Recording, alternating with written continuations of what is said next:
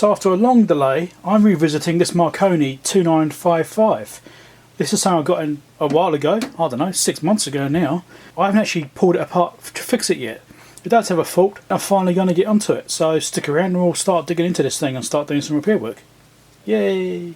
So we're going to start off with just trying to figure out exactly what's going on again. It's been a while, so just do a little refresher.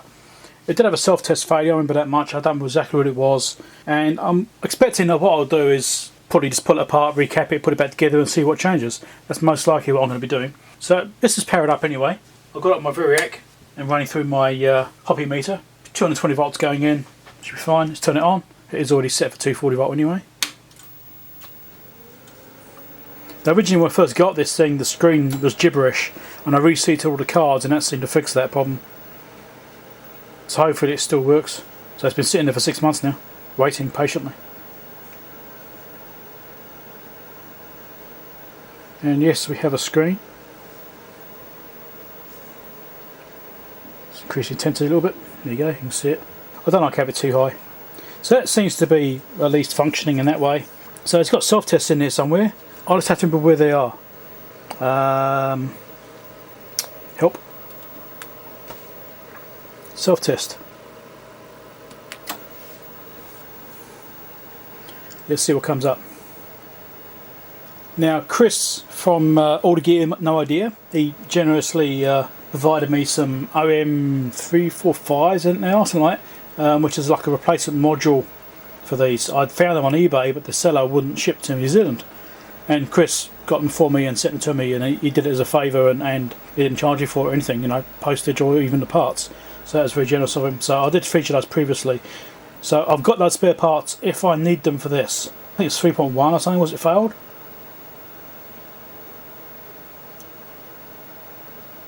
3 point something. Maybe 3.2. Yeah, there we go, 3.2. That sort of test, I think. So I failed 3.2 on number 38 error code, wherever that is. I don't remember. It's something to do with audio, I think it might have been. I really don't remember. So software version 12, Marconi 1986, when this thing was done.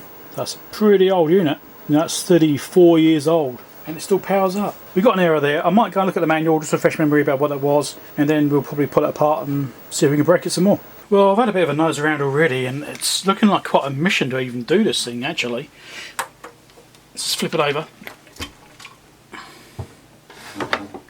So this power supply, which looks like it's quite hard to get out. You've got a main board under there, which also got some caps in it, just under there. It's got some caps on this board here. The main filter caps look like they're in the back here behind the chassis, and I'll take the whole back end of the chassis off. Some big caps on that power supply, obviously. And obviously you've got the stuff that's on these cards as well. And I think there was something else around somewhere. I thought I saw something else over here on the bottom of the chassis under there. And that's just on this half, it's still got the bottom half yet. So it's gonna be interesting.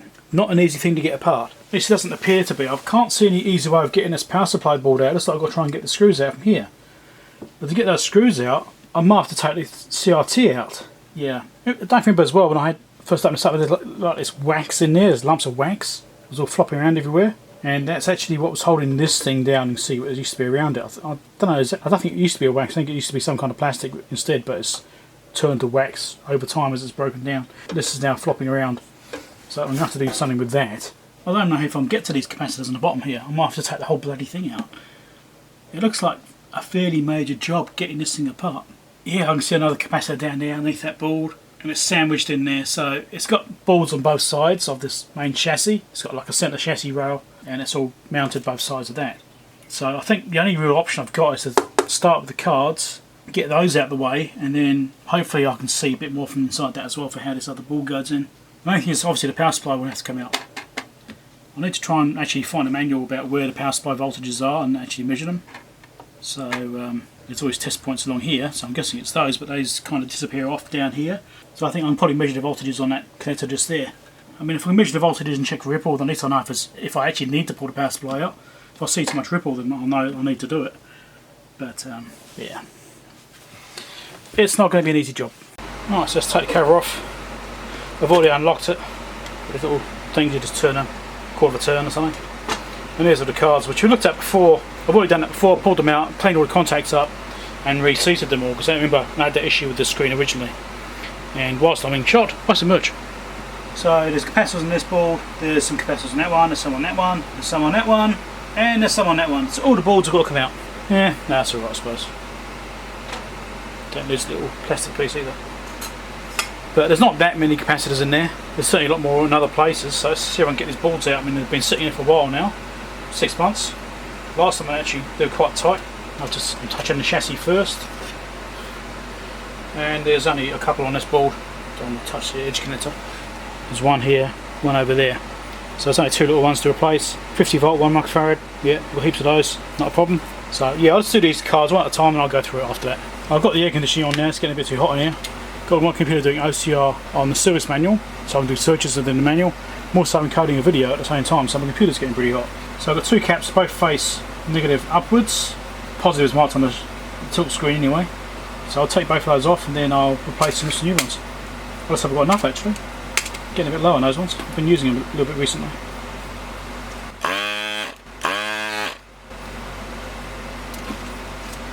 There we go, that's one. This board is marked as a static sensitive, but so I'm using a conductive workmat anyway. My bench is isolated, well, grounded.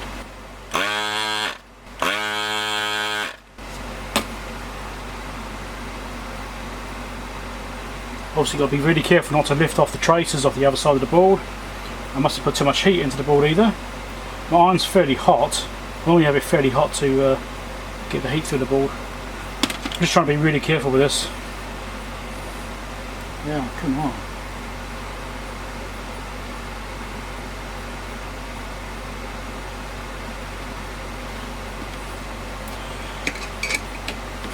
Right, let's just test these, see what they're like. I'm going to use my DER 5000 because although I've got the one on the bench here on my shelf, it's a bit easier to put the DER in shot. Okay, DER's there now. Let's hook up to these, see what they come out like.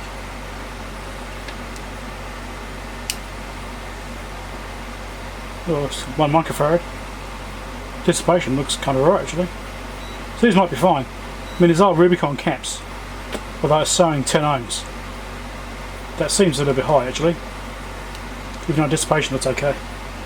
Let's try this one.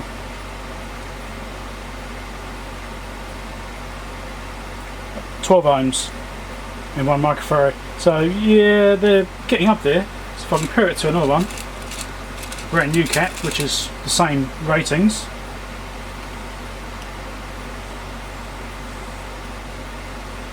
That's 11 ohms too. Actually, maybe they're fine. They could be absolutely fine then. You know, the smaller the voltage and the smaller the capacitance, the higher the resistances. So I've also got some 63s in here. That's 63. Just for comparison. That's 9 ohms. So yeah. So these ones are probably fine, but I'm going to replace them anyway. Alright, got them in place. Going to use my silver solder here. Want the decent stuff for this. Let's get these soldered in. Hopefully my hand's not going to be in the way too much. Got to get the flow through the board as well. The other side.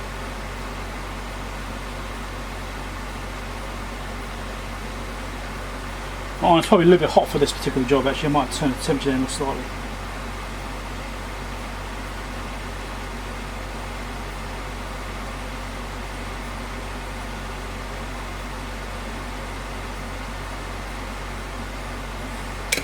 All turn it down a little bit. I've got it set at 390. I do tend to run quite hot. I'm going to turn it down to 380, I think, 370. Try to see 370. Just because of the age of the board, these older circuit boards don't like the heat so much. I just want to be a little bit more careful. Now we'll move on to the next board. IPA.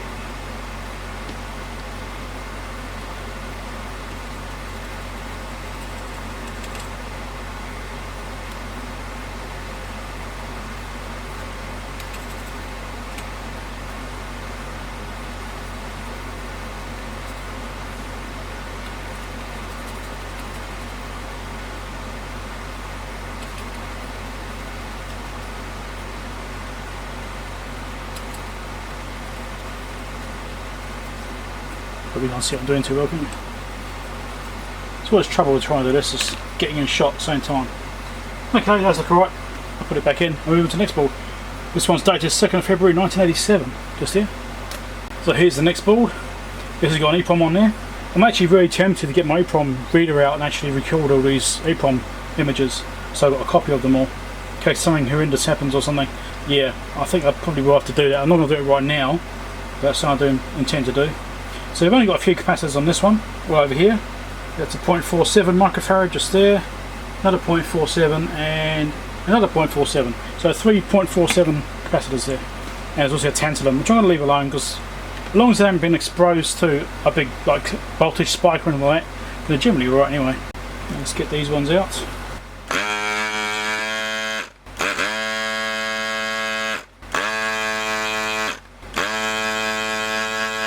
Sometimes these older boards can be harder to desolder. I might just put extra solder on, there's not a lot of solder on here.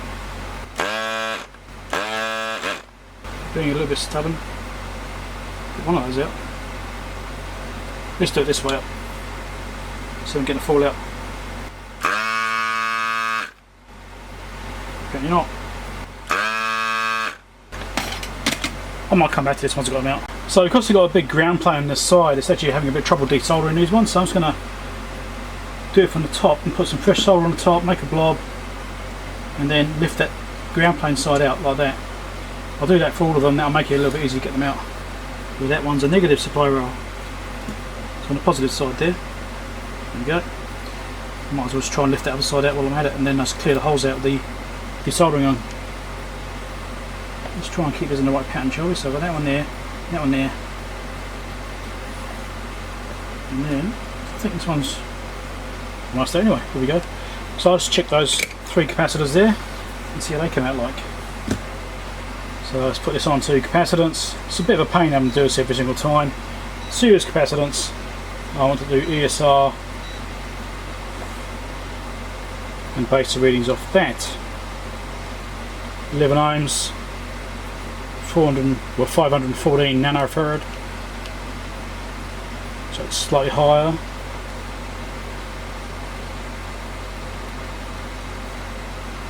.12 ohms, 477. It'd just be nice to actually find a bad one. Don't always find a bad one, sometimes they're all absolutely fine. I mean, these are high quality capacitors. 14 ohms, this one's going up a little bit, so this one could be on the way up. Well, depending on what ESR chart you look at, they're either fine or they're horrendous, so take your pick. So these caps are marked as N602. You don't find a data sheet for these? No. Go figure. Well, let's get this thing soldered in.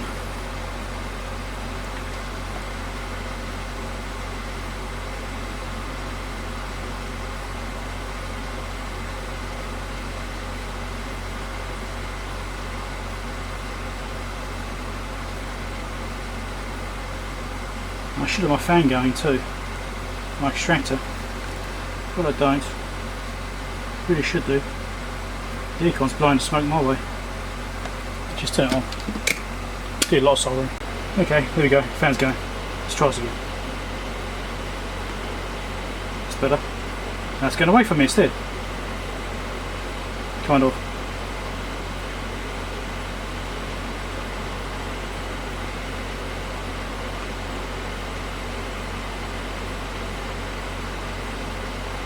Come on, blow through.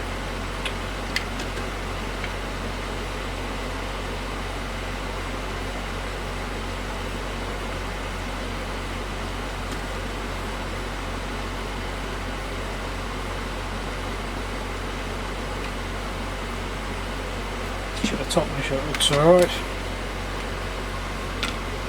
Yeah, these ground plane ones aren't the best on this side because the ground planes are sucking the heat away.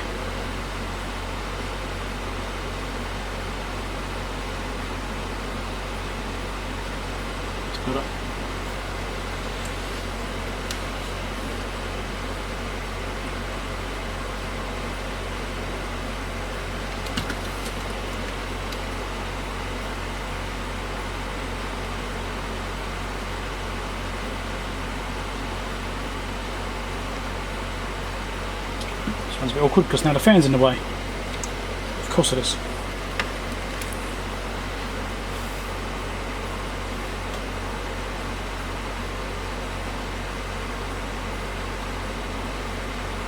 That's got it.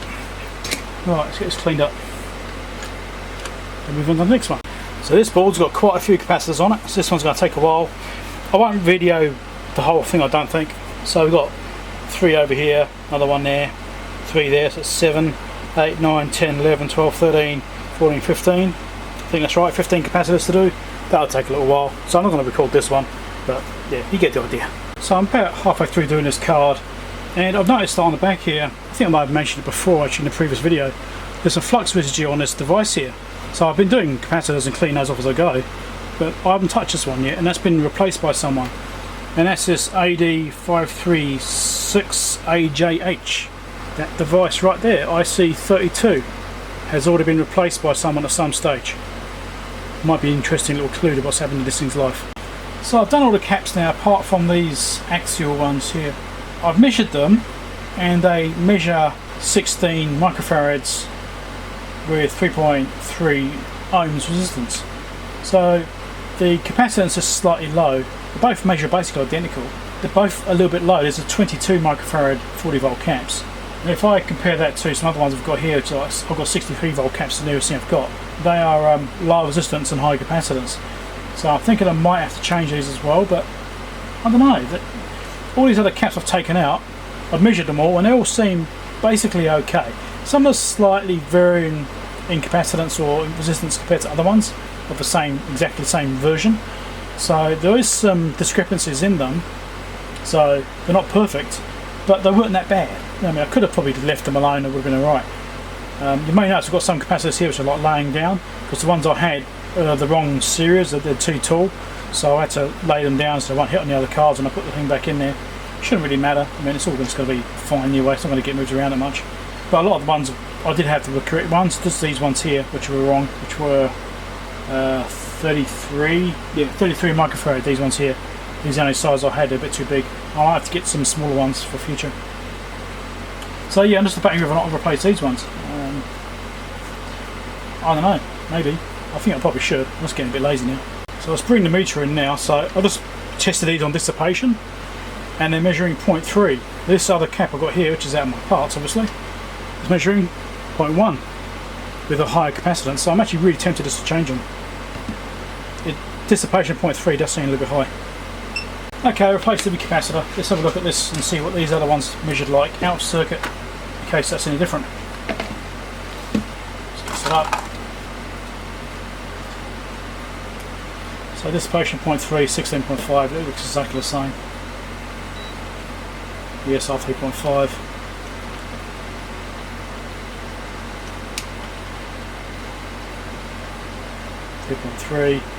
Very similar. Dissipation 0.3. So yeah, no difference out of circuit really. Very minimal difference. So yeah, I haven't found anything obviously bad, but at least I know that it's all got brand new caps in there now, and it's going to be good for a long time because these are Nichicon caps. I use high quality Nichicon and Rubicon I'm using here.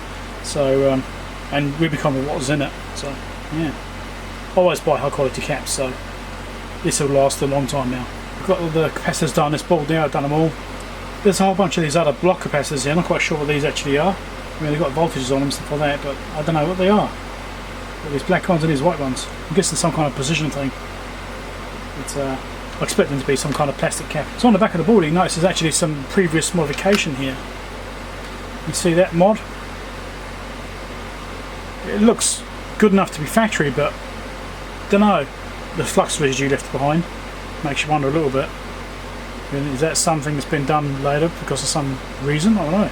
The part that's connected to is an IC, which looks factory. Flip it over, and that's the IC it's working on there. IC300 TL074. I don't know what the story is there. It's interesting, but I'm not going to mess with it. I'm just going to leave it alone because I've got no idea what it's actually doing. So all the capacitors are pulled out. I've tested them all, and they all seem fine. I haven't found a single bad cap, at least not yet. I've still got one board left to do yet, and also still got the power supply and stuff to look at too. So this is the last card to do, and it looks like there's only 2 electrolytics on it that I can see. One here, one here. Got a couple of tantalums. And that's 5 tants, 6 tants. Oh, I'm not counting good, am I? 2, 4, 6, 8, 9. 9 tantalums on that board. Not discoloured, so they all look fine. 2 electrolytics. It's got one of these plastic caps here, which is on a bit of a wonky angle. I wonder if I should fix that. Right, so I've done the caps on this board, and another interesting thing is that it looks like this IC here has been replaced. There's some flux residue in this area, and it looks like that one's been resoldered. So maybe some replaced, I don't know. It's a MF10CCN. Never heard of it, I've got no idea what that is. So let's hope that's not a problem. Anyway, we'll put it back together. That's IC18 as well, by the way, in case it matters. So just measuring these capacitors, and the two eyes are replaced with this 220 microfarad 16 volt, that's fine. And this other one's a 33 microfarad. It's, I don't know, probably slightly out of spec maybe, I don't know. 2 ohms resistance, which is got an equivalent part here, which is what I'll put in. And dissipation is 0.3. This is an equivalent value at least, similar sort of spec. Same voltage rating for that. It's got 0.1 higher capacitance, which is probably good for them. ESR 0.5. So in this case, maybe that capacitor was on the way out. Maybe one of the first ones I found, which actually is bad. Well, put the cards back in again. I'm going to record powering it up just in case I screw anything up and get some smoke.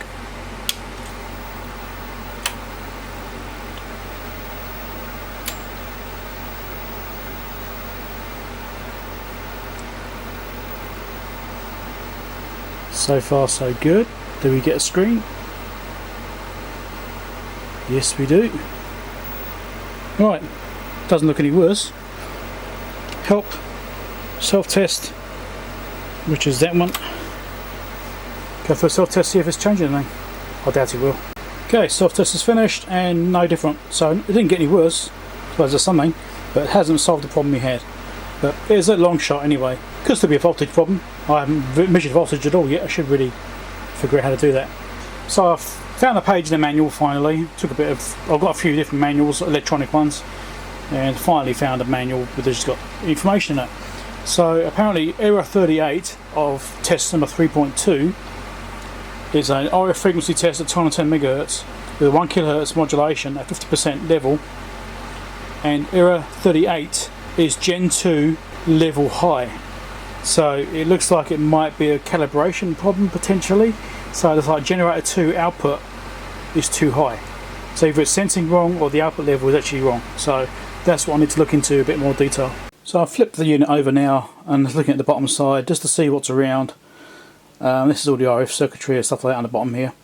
And I can see a capacitor here which looks like it's bulging, and it doesn't look right, it looks distorted. So I think that capacitor there is gone. That's C91 on the AA4 board, and according to the circuit diagrams that's on the 12 volt supply rail for this board, so it's fairly important. It's only 33 microfarad though, it's not huge. But there's a few other caps around here. I don't know how hard it's going to be to get these boards out because it looks like they got bolted connections and all sorts of stuff, so it could be tricky getting the boards out, especially these ones here. I mean, that'd be a bit of a nightmare trying to deal with this side. These looms tend to, these wires, they're rigid wires and they tend to break. So if you try and flex them, they actually break off. I've had that problem before in other bits of test gear. I had to then go around and fix all the wiring. So yeah, I mean, it's definitely got a bad cap here. I mean, visually I can see it's bad. The others I don't see really bulging, just that one. I don't know. Because these are so hard to replace, I'm actually likely to just do testing on these ones in circuit, and if I can. And unless I see a bad one, I'll leave it alone, because it's just going to be more work to try and do these ones rather than the other boards, which are pretty easy to do. This one here, I must say, I'm definitely sure that's going to do doing. So there you go, there's a capacitor there, you can see the top, maybe you can see it's bulging slightly, it's deformed, it just doesn't look right. So I'm pretty sure that this is bad. I might be able to do it from the top even, because I can see the solder traces there. So I might even be able to maybe get into the colours and clip it off and then just solder another one on top without taking the board out. That's a possibility. It's a bit of a bulge, but it's doable. Right, so I pulled the other cover off now, and I look under this one as well, and there's another one here and here which are both distorted. Can you see that one maybe? They're not looking right. They're looking bulgy. This one's definitely bulgy, so is that one. That's looking slightly bulged as well. This one over here, just here as well, is also looking bulged. So it looks like we've got a few capacitors on these boards to replace, which is a bit of a pain because these are like the hardest ones to work on. They do have connectors on them, so that does make it a little bit better. So it may not be as bad as it looks. So this is the AA1 board, and that's the AA2, AA3, and this is AA4. So 1, 2, 3, 4. So yeah, I've got a few capacitors to do. So this one over here, that's C37, C26, C25 on the AA1 board. On the AA2 board I've got C2. AA3 board looks alright, I haven't seen the obvious on there. And I say on the A4 board, or AA4 board, it's C91, which is definitely gone. So yeah, I've got a bit of work to do on these boards. So I think I'm going to start with this corner board here first. Now I'm going to make sure I'm touching the chassis because, you know, grounding and everything, very important, static electricity. They've got these plugs which I can take off, which makes it a little bit easier. There's a few of these connections I have to worry about possibly breaking off. And I think that's all the connections actually. It's all on plugs, all of them, which is brilliant. Let's pop this one off as well. Like that. Now, I've just got to take these standoffs out, I think, and then I can actually get this board out and work on it. So this is a 5.5mm nut driver, basically. So this fits on the standoffs.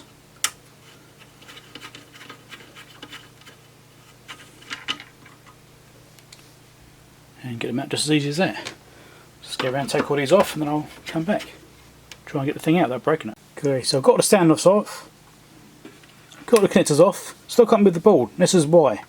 There's a penetrator here that goes through the side of the casing, which is kind of interesting because it's like a rigid strip.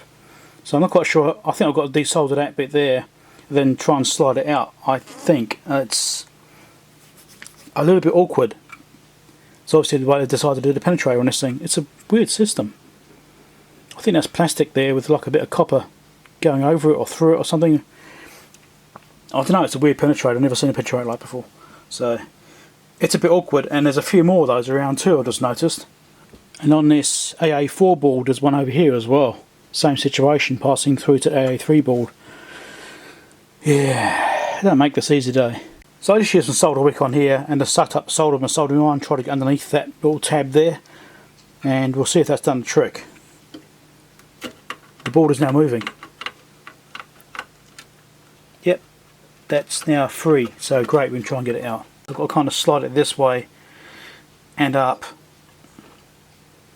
That's kind of in the way still. I might take this whole thing right out,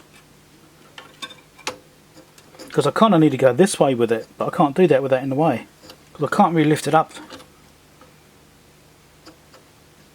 because it's got stuff in the way at this end. Yeah, I'm going to take the whole thing right out.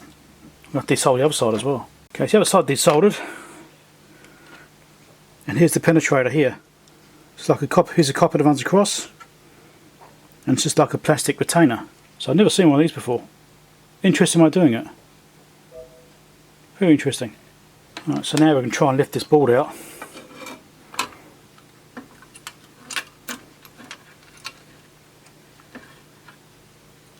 Here we go. There's a bit of solder residue, well, flux residue over here.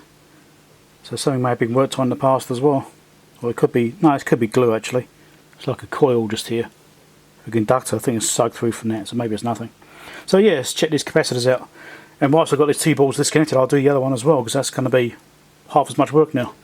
So let's get this board out as well, because then I can get this off the bench and I can work on it and then put it all back together again this side, then maybe look at doing this side. I know I've got a bad cap in here anyway, so I need doing. So I've got a spanner here. It looks like I need to take this connector here off, which looks like it's got a nut on the side there, which I have to then, which penetrates through the side, because it's soldered on. I don't want to desolder that. I just want to take the whole connector off if I can. And there's other ones that look like just plug in, so it's not looking that bad. But there's some standoffs here like the other one did have. It's also got some screws as well. It's got 2 screws that I can see. I guess we'll find out. So let's start with getting this cable off. That wasn't very tight actually. So I've been here before.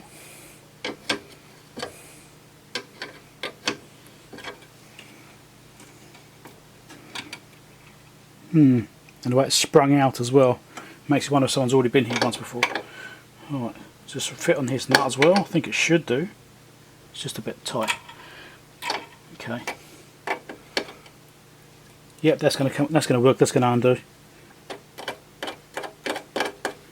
Try and do it so you can see what I'm doing. Yeah, just running that off. So that will come out. That's great. Just trying to get my fingers in there so I don't lose the bits. Let's get the tweezers. And there's the washer. Don't drop it. Okay, so that's that out of the way.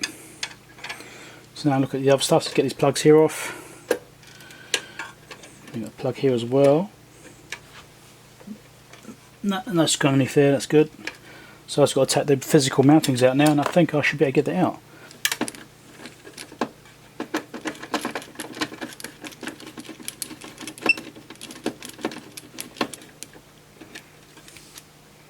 So that's those screws. Let's do the standoffs.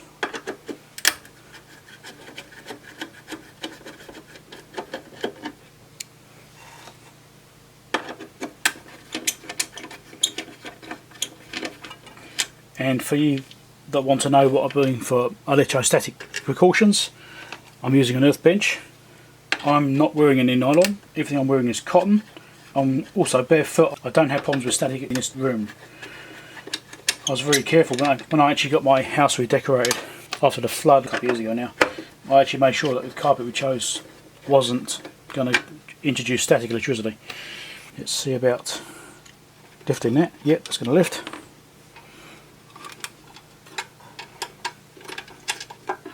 There you go, it's out. A couple of factory modifications. There we go. And there's that capacitor I'm suspicious of. You can see the way it's shaped. It's like weird bulging on it. In the very top there. I think that's gone. So I've taken those capacitors out, put some new ones in, not soldered in yet, I haven't done that. But I just thought I'd show you the ESR readings and stuff on these. So I'm doing a test at 100 Hz, which is my preferred frequency to show things up, really. Default's to 1 kHz though. So that's 4.6 ohms, 31 or 32 microfarad. On the original one, that's a 33 microfarad. Here's my replacement 33 microfarad. I'm getting 2.2 ohms, that's half the resistance. So that's indication that it probably is drifting off. Let's look at one of these other ones, which are 10 microfarad, 35 volt, showing 13 ohms. And my replacement capacitor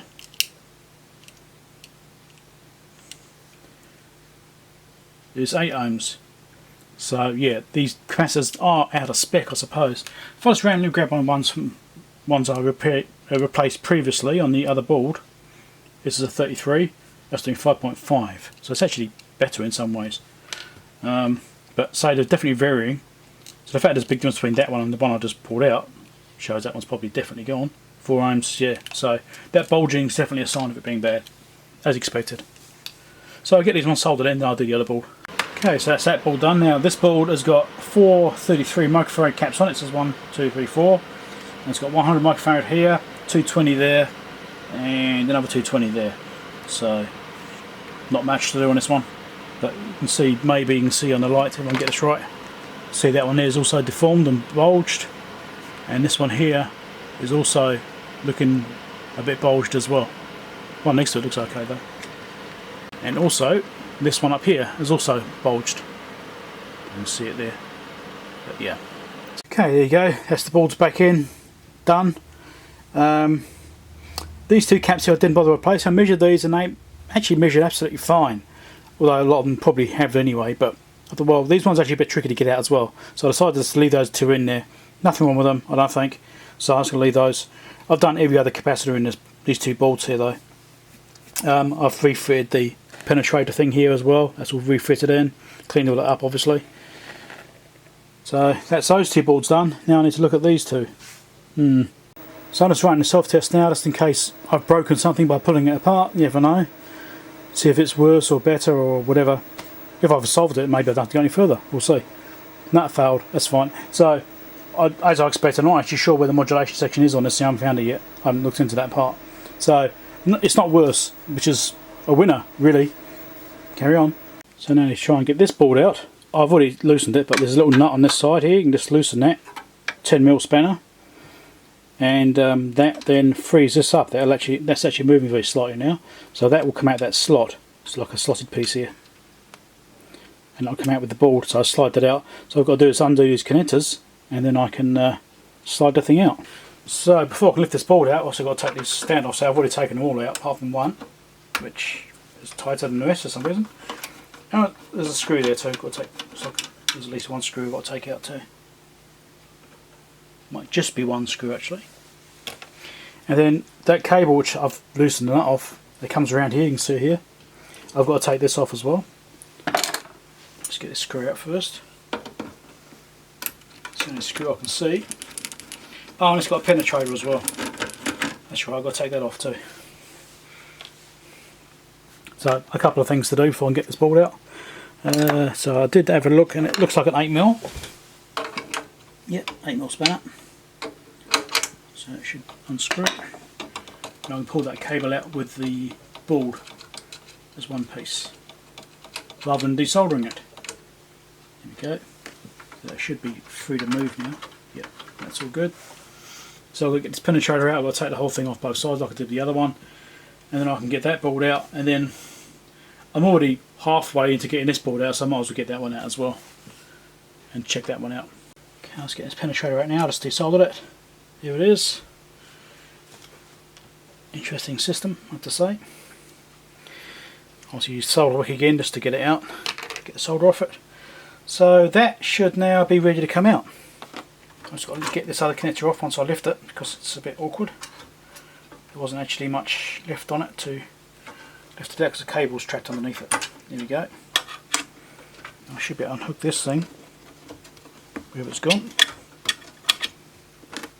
It's quite stiff, that cable, so it's been sitting in that position for quite a while. And there we go. Interesting. There's a scratch across the board here. And there as well. And over here. And those look like been resoldered. That has been resoldered over here. That's been replaced.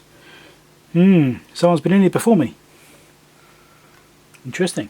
So according to the circuit diagram for this thing, IC4, which is the device which has been replaced already by someone, it's an OM350 as expected, and it's in the 86 to 165 megahertz range. Or is it 88? I can't see. It might be 88 to 165 megahertz path. It's part of that. It's part of the amplifier buffer change. So if there's any issues with that path, then that's a part I should be looking at doing. As the self-test didn't show any problems with that path, I'm guessing it's probably fine. Just something to keep in mind. That's why I'm recording it and just commenting it on the video. So anything like that I find, at least I've got a record of it. So let's get this other board out. So seeing as the penetrator's already out, which looks like the trickiest part of getting the whole board out, just to get that out of the way. And let's get this one out as well. Let's see me take all these out, so do you? If you get some merch, you want this merch. Because of this current worldwide crisis of COVID, it looks like my earnings have been dropping. So if you've got a bit of spare cash and you fancy buying some merch, please do, because I could use the money. It's only a couple of dollars each thing I sell. I'm not making a lot of money from it, but it will help. I think I'm going to be needing it soon. So I've got this board out now, and I flip it over, and it's had a lot of work done on this one. See the flux on there? Look at the state of that. So yeah, someone's been having a bit of fun time in here. So what we got? IC11, IC12, IC108, strange numbering, IC105,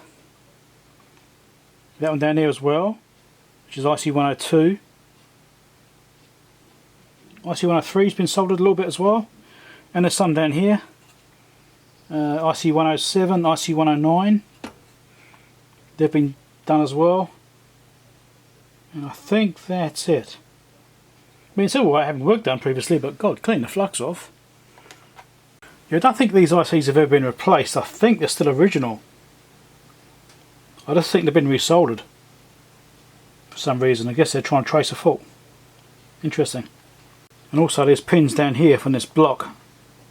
That one there and this one here have also been resoldered on that one trace, which looks like R134 and D7. Keep looking around. these have been done too, I think. Yes, one of these Alien 350s have been resoldered too, up here, which you can't see in camera up there. Yes, okay, maybe a little bit around here as well. So I start cleaning this board up. I've cleaned up that IC4, the flux that is left on there, try and get rid of that. Also clean up some of the flux that was around this connector here, but it's soldered on. There's also some flux over here by this relay, which is IC6 it's called, interestingly. Maybe it's not a relay. MCL SBL1. Anyway, so yeah, there's solder on that as well. So I'm going to give that a clean up too. Just making a note of all the bits which I find which have been worked on, so if I have to trace back to any particular fault, then at least I know maybe this could be related to the actual issue. Little clues is always come in handy. So I've replaced the capacitor, which was deformed just here. I've tested these other four and they seem alright. So I'm actually tempted just to leave them in place. I mean, I haven't found any particularly bad caps. I found a couple which look a little bit suspect as far as values go and measurements. I'm actually inclined to leave these in because they are a bit of a pain in getting them out. So I've been testing around the capacitors on this corner over here, and I'm getting some dodgy values on some of them. Like this one here, dissipation of 0.9 for example. So yeah, it's looking a bit dodgy. So I'm going to replace all of these definitely. They're all fairly small ones, they're pretty easy to do and all fairly loose. The thing with these caps is if I can wobble them to get them out, it's a bit easier. These bigger ones don't tend to be there because they're pushed down to the board a lot more. I've also got this one over here I'm probably going to do. So I'll definitely do the small ones. There's also one here. I'll get those ones done, then I'll worry about the rest. So I'll start cleaning up the flux around these ICs, which have been done previously by somebody else. I've replaced some of the capacitors already. I'm still doing it. But I noticed some more flux up here in this area, and that is on R106 and TR101. They've got solder, well, has had some rework done on it over here. You can see the flux there. I just found after cleaning up the flux in this area that there's a bare solder joint here, which I've just retouched up, and that goes across here on the resistor, which I think is R112, or 112 rather, just above that IC. I think 112 just there. I'm pretty sure that's what it was. I placed all the small caps apart from this one over here. But if these ones alone, they measured okay. Again, I haven't really found any bad caps. These Rubicon caps are good. So I've replaced a whole bunch of them. I didn't really need it, but sometimes you can't actually know for sure until you take things out of circuit. So I've got a 6.3 volt 100 microfarad cap right there, which I haven't changed. That's C114.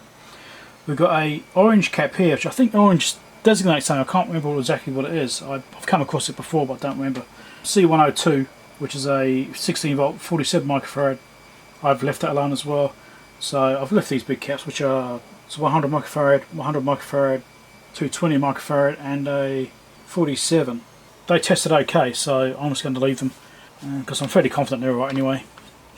That's seem to get good quality caps. These are Rubicon, so yeah, can't complain about that. So one of the caps I replaced is this 22 microfarad 25 volt, which was over here in C83. This one is actually measuring a bit off, so I think this one is probably bad. It's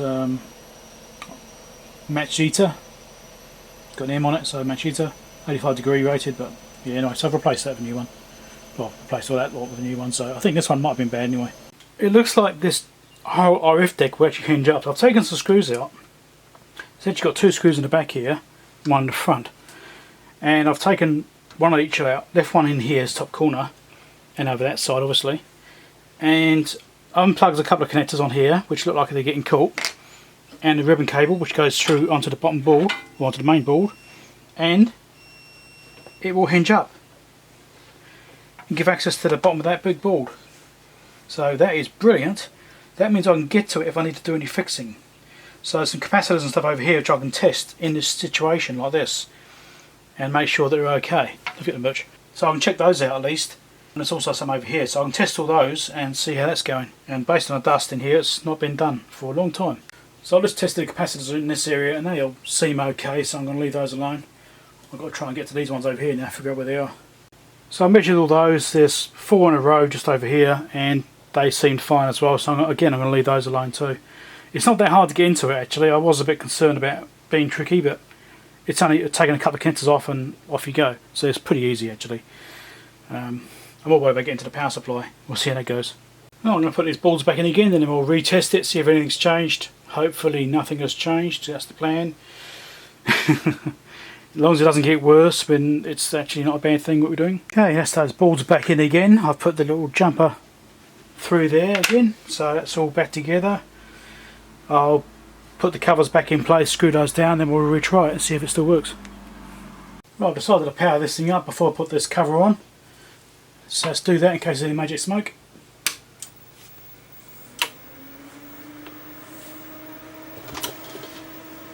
Well, so good so far.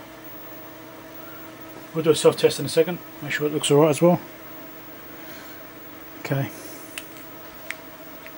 let's run a self-test, which I can't see which button it is. I think it's this one.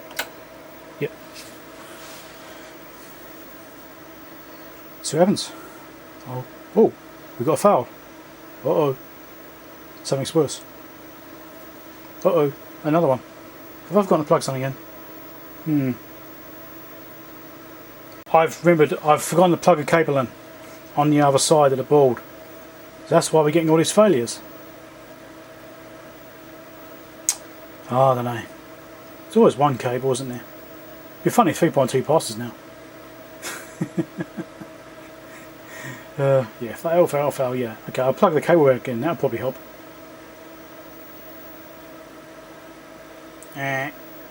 Okay, now I've plugged the cable in, let's see if it actually works this time. That was a bit of a dumb thing to do, wasn't it?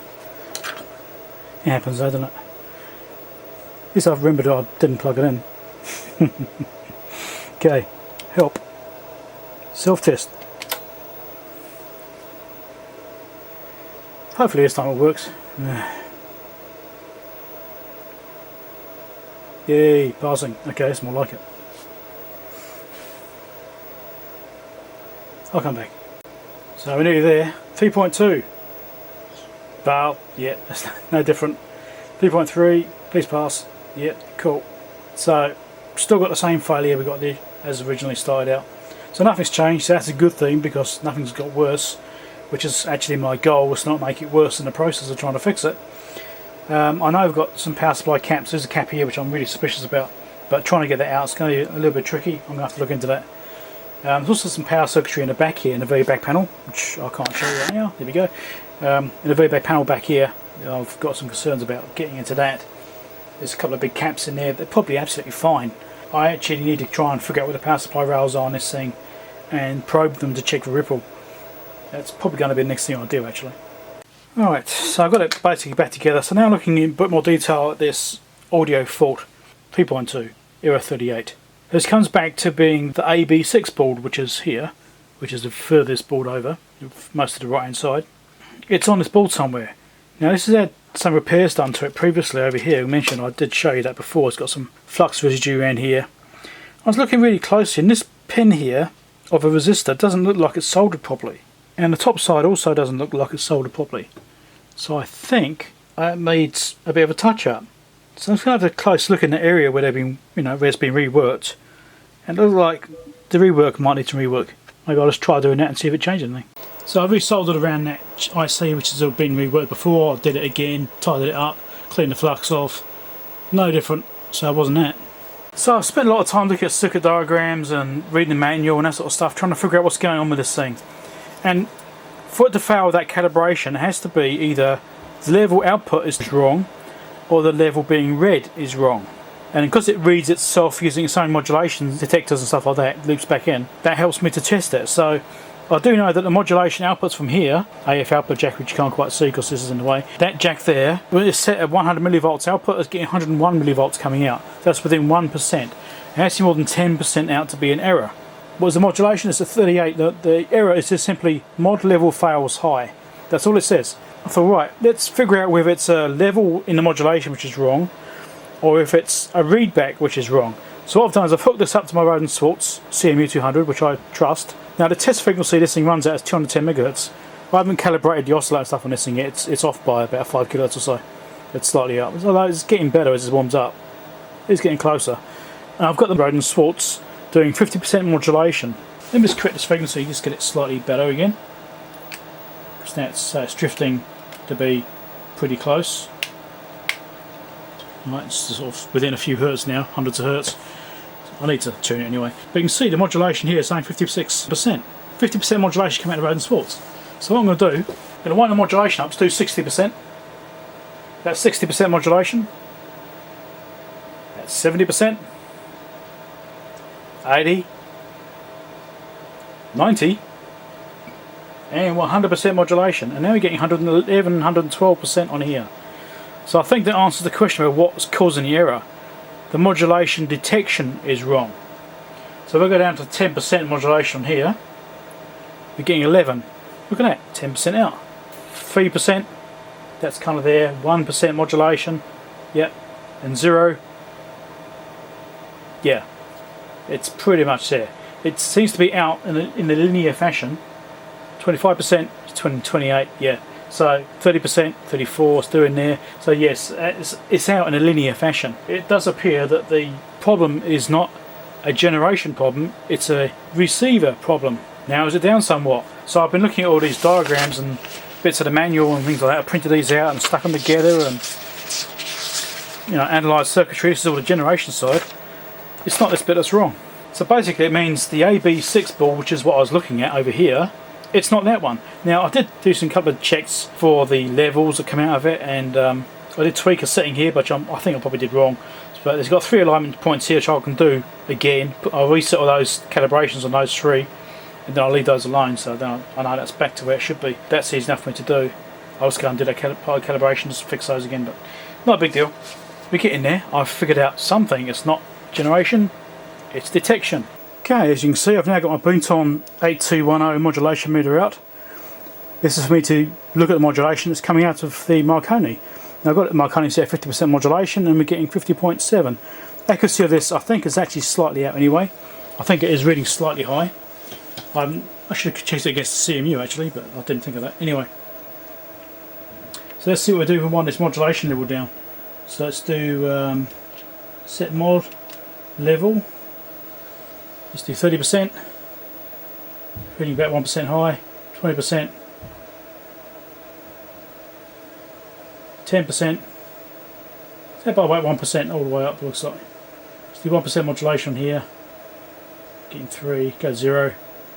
Yes, this is reading very slightly high I think. So let's do 80%, yep, 90, do 94, 93. 100%, well that's 99 maximum, and getting 101.8. So yeah, that confirms what I was thinking really. This is reading slightly high, assuming this output is correct. But it looks like, I know this is pretty close. It's not exactly right. This is like saying I repaired. One of my very early videos is actually me repairing this thing. I had 2 of them. I did sell one I think. And yeah, I did sell one. I bought 2. There's a lot. Repaired them both. I've got some videos on this thing being fixed. A few years ago now. So back at 50%. So I think the output level is okay. So yeah, it confirms it really. Just a case of the readback where it's seeing 50% is actually 56. That's what's wrong. Pinpointed it. Excellent. We're getting there. So just to be sure, I've also switched over to FM modulation, and that's showing kind of okay as well as far as frequency deviation. So let's wind this up. Let's go. That's quite general, isn't it? To 10. So we get on to 10 exactly. There we go, exactly 10 kilohertz. 10.3. Close enough. It has to be within 10%. 20 kilohertz. Yeah, that's fine. 25.4 is as big as it can go. 25.5. So yeah, that looks right. We've done 1 kilohertz there. Yeah, and we'll bring it down. 25 hertz. Let's try reading down that low. But that's okay. Slight error there. That's okay. At least I know this is kind of right. I know it's wrong. It's not perfect, but that's okay. So I do 2.5 kilohertz, which is standard deviation for these sorts of things. Alright, so FM looks alright on the output. AM looks okay on the output. The self-test didn't fail for FM or phase modulation, only for AM modulation, which is what made me start thinking about the way it's looking at the modulation rather than what it's actually outputting. Because if you think it is an output problem, all of the outputs would be wrong if it is a main level problem. So Okay, that narrows it right down. AM modulation detection. That's the only thing. Okay, so I've just found the part of the manual where you calibrate the AM modulation level. I might be doing this right, I guess we'll find out. I've got my Marconi 2022D set up. That's generating 50% modulation AM at 200 megahertz, which it's doing here. And you can see the modulation frequency is slightly off. That's actually correct. It is actually slightly off. I know the Marconi 2022 does need adjusting. Anyway, it's saying 57% modulation, which kind of agrees with what the Rohde Schwarz is doing. Right. So what I'm going to do is R168, which is this adjustment right here. According to the manual, and let's see if we can get that down. That's up. Let's go the other way.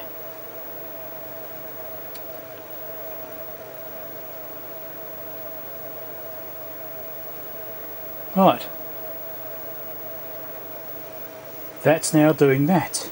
Okay, so let's do FM modulation instead at 5 kilohertz, and let's change this to FM, and that's looking pretty close. I'm not going to touch that. And this can do phase modulation as well. I'm not familiar with phase modulation, it's something I use, but it's also the same kind of setting. Radians, yeah, okay, that kind of agrees, I suppose. So yes, that might now pass a self-test. I guess we should find out. Right, let's drop into doing the self-test, and we'll see if it passes this time. That might be all it was, that one adjustment. Wouldn't that be annoying? I'll come back once it's done. Okay, I started doing the 3 series. Should be very shortly. 3.1 is passed. 3.2 is passed. Yay! And 3.3 is passed. It's fixed. Yay! As Dave would say, when I win a chicken dinner, I'd say, awesome. Bloody adjustment. All that for adjustment. Should have analysed it a bit better in the first place, eh? Anyway, I thought it made an interesting video. Hopefully it did. Recapped some of it at least. So to answer the question as well about where the power supply is on this thing, it's in the back. So you've got a back panel here, which you remove. Natural panel here. This thing. Take that off, and then you've got this other panel which actually covers the power supply itself, which I've got a company setting on to lift it up a bit easier. And there's a power supply. So there's actually not much in the way of adjustments in here. There's only 2 adjustments. And one of those is for doing battery operation basically. Well, you kind of set it up anyway. And this adjustment down here is for the 5-volt rail adjustment just there. So tag right next to it, tag number 4 I think it was. And you set that for 5.05 volts. And that's it. There's not much to it. And all these capacitors look fine, so I can't see any problems in this area. It looks okay, so there's nothing really to do in here. I'm just going to put this back together. And in fact, now I put this cover back on again, I've realised there's a little hole right here which lets you get to that 5-volt adjustment. So you can probably measure the voltage at the other end of the cable in here somewhere and adjust it through the case without having to open this panel up. I guess I thought of that too. So I've gone through the entire calibration process on this thing, apart from the boards inside those RF shields on the bottom there. I haven't done those. I've done all the top side boards, all of these adjustments in here. I've done the whole lot, all of them, and it's all working fine. I can't find any faults. It's all working exactly as it should be, so I'm very happy with that. I've just got my probe stuck into the back of the unit right now. This is in the D-mod output. I'm injecting a oscillated tone and stuff, so if I bring this down you can see modulation, okay, coming through. And if I turn the modulation off, there you go, it goes away. It's AM. It's double sideband. That's FM. Switch on to FM on here. Still got it on there. So that's all fine. So if I go into the IF output instead, there's the IF coming out, and there's a frequency waveform. As you can see, it's jittering around quite nicely. Right, so that's working as it should be. If I do AM instead and change the modulation to AM, there's AM modulation on the waveform. So that's all working nicely. Levels are good, and it's all perfect. I'm really happy with it. Very happy with it. It's working beautifully. So I can put this thing back together now. It's definitely all good. It's working properly. It's calibrated as well as I can do it with the gear I've got here, which is pretty good, I think. Obviously I'm not a calibration lab, but I've got a lot of pretty good gear here. That's all beautiful, it's all working well. I've got myself a pretty good deal on this thing. I paid just over $1,000 for this thing, I think, and they're normally going for like twice that, because I had that fault on the self-test, and that turned out to be nothing apart from calibration anyway, which is what I was kind of hoping it was. So yeah, I'm really happy. I was looking out for one of these things for a long time, trying to catch one at the right price, and one came up at the right price, and it was hard to get the money together at the time. You know, it's still a fairly significant outlay. I managed to scrape it together and managed to get it, so I'm very happy. And I've got myself Marconi 2955 for exactly the right price. And it made some videos, so, well, yeah, a couple of videos probably. Very happy. Give us a thumbs up, subscribe, all the usual stuff, and make sure you watch out for new videos and I do more repair stuff. This one I've been meaning to do for about 6 months, and I finally got the thing finished at least, so happy about that. It was also a great outcome, so I'm superbly happy. Give us a thumbs up if you liked that video. Don't forget to click the bell icon as well so you get notified about new videos when I post them, otherwise YouTube may not tell you about them and you may never see them. So it's in your own interest to click that bell icon so you do get to see the videos. And also don't forget to check out my merch. Everyone likes merch. Down the shelf down there, down below there, I've got cups and I've got shirts like this one. Go check it out if you're interested. Help support the channel if you've got a few spare dollars. I've got some Patrons too if you're interested in becoming a Patreon. Try and check that out too. Alright, catch you later. Bye.